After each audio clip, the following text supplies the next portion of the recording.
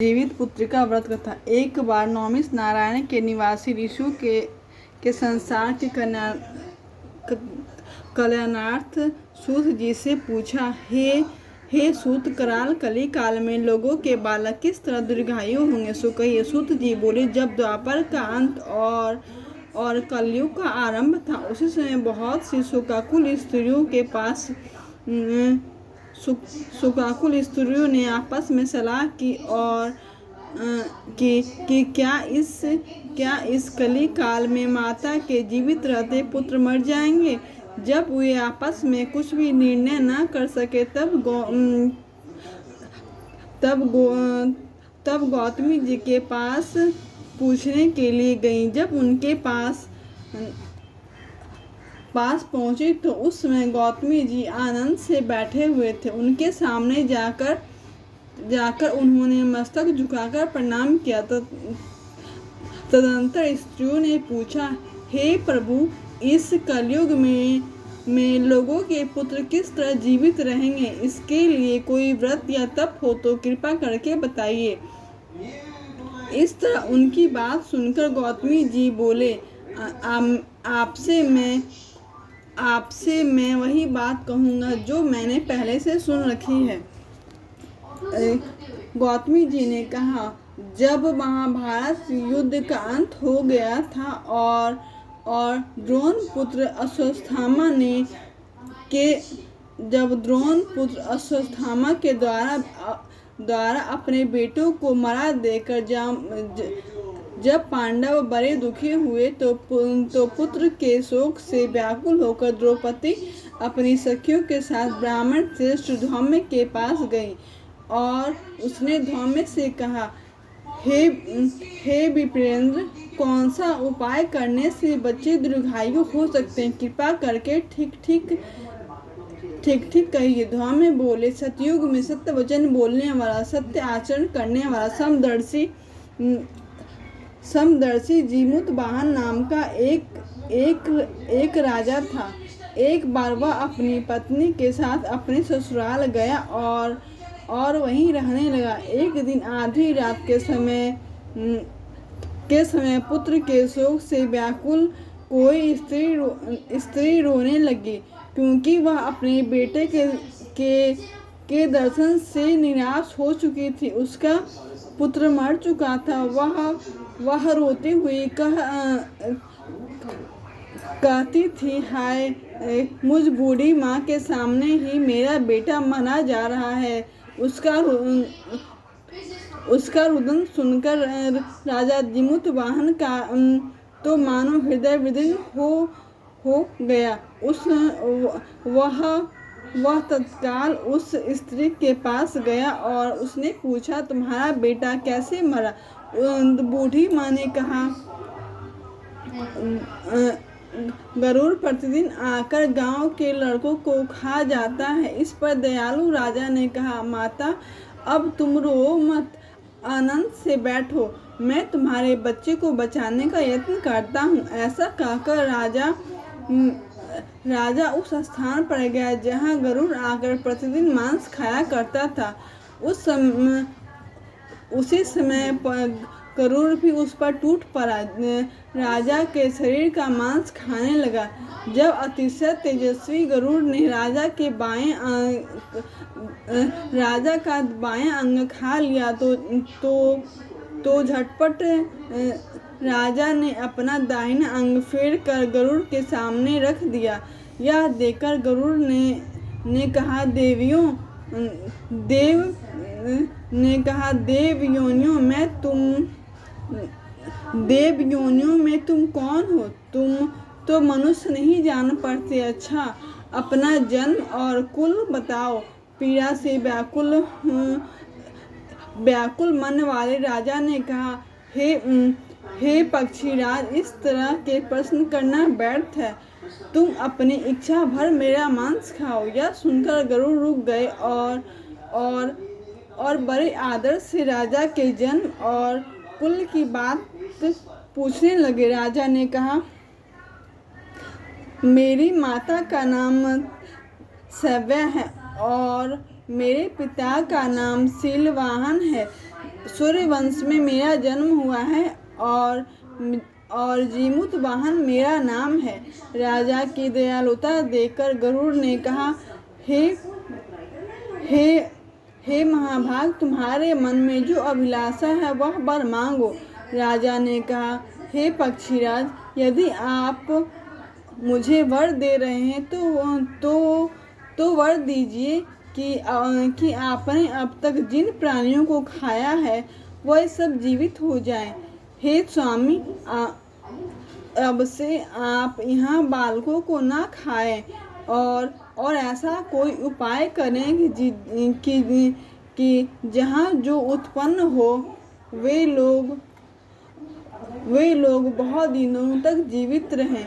ध्वम ने कहा, पक्षीराज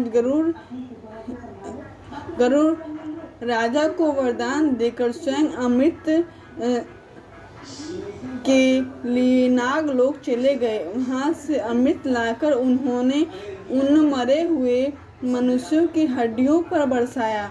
ऐसा करने से सब लोग जीवित हो गए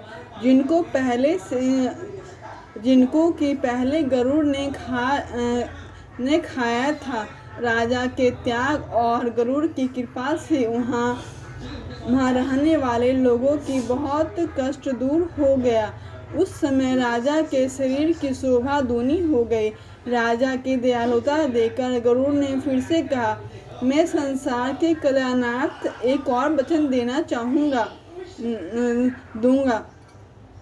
आज आश्विन कृष्ण सप्तमी से रहित शुभ अष्टमी तिथि है। आज ही तुमने यहाँ की प्रजा को जीवन दान दिया है। हे वत्स, अब से यह दिन ब्रह्म भाव हो गया है। जो मूर्ति भेद से विभिन्न नामों से विख्यात है, वही त्रैलोक्य में पूजित दुर्गा अमृत प्राप्त करने के लिए अर्थ में जीवित पुत्रिका कहलाई है। सो इस तिथि को जो स्त्रियां उस जीवित पुत्रिका की और कुश की आकृति बनाकर तुम्हारी पूजा करेंगी, जो दिनों दिन उसका सौभाग्य बढ़ेगा और वंश भी बढ़ता ही रहेगा। हे महाभाग, इस विषय में विचार करने की भी आवश्यकता नहीं है। राजन, सप्तमी से रहित उदया तिथि की अष्टमी को व्रत करें, यानी सप्तमी विष्ट अष्टमी जिस दिन हो उस दिन व्रत ना हो कर शुद्ध अष्टमी को व्रत करें और नौवीं को पारण करें। यदि इस पर ध्यान नहीं दिया गया तो फल नष्ट हो जाएगा और सौभाग्य तो अवश्य ही नष्ट होगा। जीमूतवाहन को इस प्रकार वरदान देकर गरुड़ वैकुंठ धाम को चले गए और राजा भी अपनी पत्नी के साथ अपने नगर को वापस आए। ध्रुव द्रौपदी से कहते हैं, देवी, मैंने यह अतिशय दुर्लभ व्रत तुमको बतलाया है। इस प्रकार इस व्रत को करने से बच्चे दीर्घायु होते हैं। हे देवी, तुम भी पूर्वोक्त विधि से यह व्रत और दुर्गा जी का पूजन करो तो तुम्हें भी अभिलाषित फल प्राप्त होगा। मुनिराज, ध्रुव की बात सुनकर द्रौपदी के हृदय में एक प्रकार का कौतूहल उत्पन्न हुआ और पूर्ववासिनी स्त्रियों को बुलाकर उनके साथ यह उत्तम व्रत किया। गौतम ने कहा, यह व्रत और इसके प्रभाव से किसी प्रकार की एक चिन्ही ने सुन लिया और अपनी सखी स्याइन को बतलाया। इसके बाद पीपल की शाखा पर बैठकर उस चिन्ही ने और उस वृक्ष के खोते में बैठकर स्याइन ने भी व्रत किया। फिर वही चिन्ही किसी उत्तम ब्राह्मण के मुंह से यह कथा सुन आई। पीपल के खोते में बैठी हुई अपनी सखी को सुनाया। सियारिन ने आधी कथा सुनी तो उसे भूख लग गई। वह उसी समय सब के मरे हुए शमशान में पहुंची।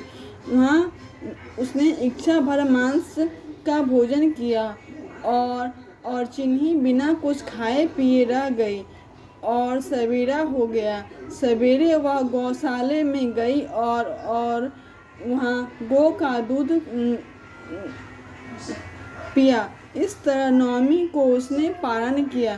कुछ दिनों बाद वे दोनों मर गईं और अयोध्या में किसी धनी व्यापारी के घर जन्मी। संयोग से उस दोनों का जन्म एक ही घर में हुआ, जिसमें सियारिन श्रेष्ठ ज्येष्ठ बहन हुई और चिन्ही छोटी।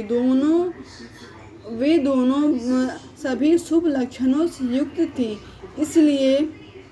इसलिए बड़ी लड़की काशीराज के छोटी और छोटी उसके मंत्री के साथ गृहपति अग्नि के सामने विधि पूर्वक ब्याही गई। पूर्व जन्म के कर्म फल से वह मृगनयनी रानी हुई। जिस किसी भी संतान को